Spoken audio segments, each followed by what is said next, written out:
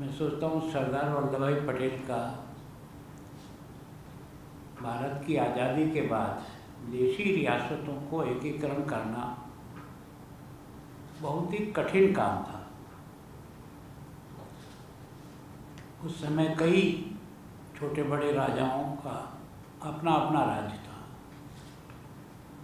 तो आज़ादी के बाद देश के प्रधानमंत्री जी ने देशी रियासतों को एकीकरण का काम सरदार वल्लभ भाई पटेल के जुम्मे गृह मंत्री के नाते दिया। और मैं सोचता हूँ कि बहुत चतुराई के साथ अंग्रेज़ों ने हमको आज़ादी लौटाई जरूर थी, पर इतने फोड़े उसमें पैदा किए थे कि जिन पर शायद भारत विजय प्राप्त कर पाएगा या आपस में लड़ पाएगा। आज़ादी के साथ ही उन्होंने सबको पूर्ण स्वतंत्रता दे दी कि जो भी रियासत स्वतंत्र रहना चाहे वो स्वतंत्र रहे। तो मैं सोचता हूँ कि इसको विलय करने के लिए जिस बुद्धिमानी से सरदार वल्लभ भाई ने अपने कौशल का प्रयोग किया और अलग अलग जगह जाकर के जो देशी रियासतें थी उन सबको एक भारत श्रेष्ठ भारत सशक्त भारत बने, एक ताकतवर भारत खड़ा हो, इसके लिए प्रयत्न किया। मैं उस मेवाड़ से आता हूँ जहाँ का राजघराना भी एक मेवाड़ का राजघराने के रूप में जाना जाता था। भोपाल सिंह जी ने स्वयं सरदार वल्लभ भाई पटेल उदयपुर आए, उनके राजभवन में मीटिंग हुई और वहाँ उन्होंने कन्विंस किया। तो शायद पहला राजघराना बना राजस्थान में कि जिन्होंने अपने आप को संपूर्ण देश के साथ सम्मिलित किया और अपने राज्य को उसमें विलीन किया। इसीलिए हमारी विधानसभा में सबसे पहला जो चित्र लगा हुआ है असेंबली में वो मेवाड़ के राजघराना महाराणा भोपाल सिंह जी का लगा है। फिर उसके बाद छोटी छोटी रियासतें सब धीरे धीरे सम्मिलित होती गई, एक सशक्त भारत बनना शुरू हुआ।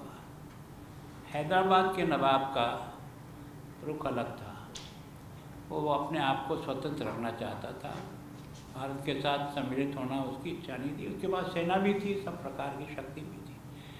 तो मैं सोचता हूँ उसको भी शक्ति का जवाब शक्ति से दे करके ही उसे समझाया और उसने भी फिर अपनी सहमति दी।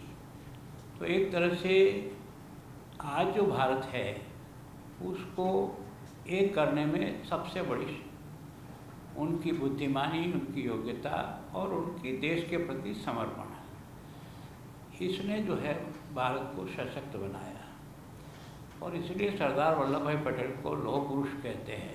तो इसीलिए कि उनका हर निर्णय देश हित के लिए होता था, उनका अपना कोई हित नहीं था। भारत कैसे मजबूत बने, भारत कैसे ताकतवर देश बनकर उभरे, तो उन्होंने उस काम को किया।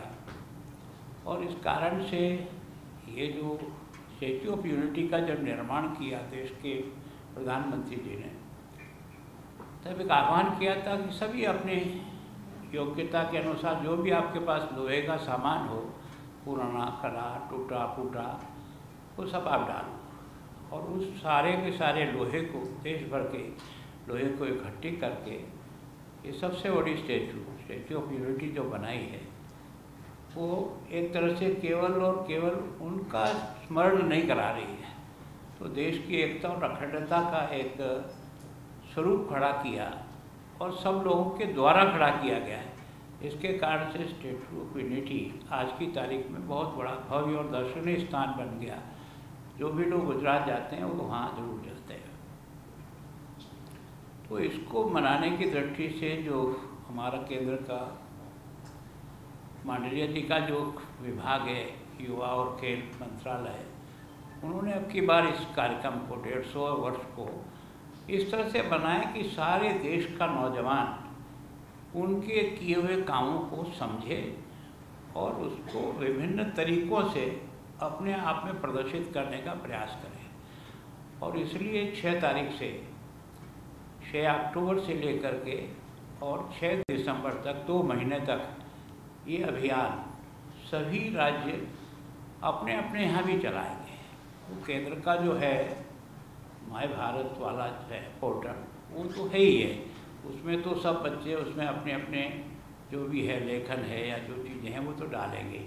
लेकिन हर स्टेट को भी कहा है कि वो अपने यहाँ भी नौजवानों को इसको जोड़ने के लिए विभिन्न प्रकार के कार्यक्रमों का आयोजन करें। वो तो उन्होंने केवल सिंबॉलिक बताया है कि भाई हम 31 अक्टूबर उनका जन्मदिन है, उस जन्मदिन को जो है ना आप अपने अपने राज्य में कोई तो भी बड़ा मार्च एक तरह से निकालें और अधिक से अधिक नौजवान उसमें जुड़े, ताकि एक तरह से देश की यूनिटी हर स्थान पर, हर शहर में अपने कार्यक्रमों के साथ नौजवानों को उसको जोड़ सके।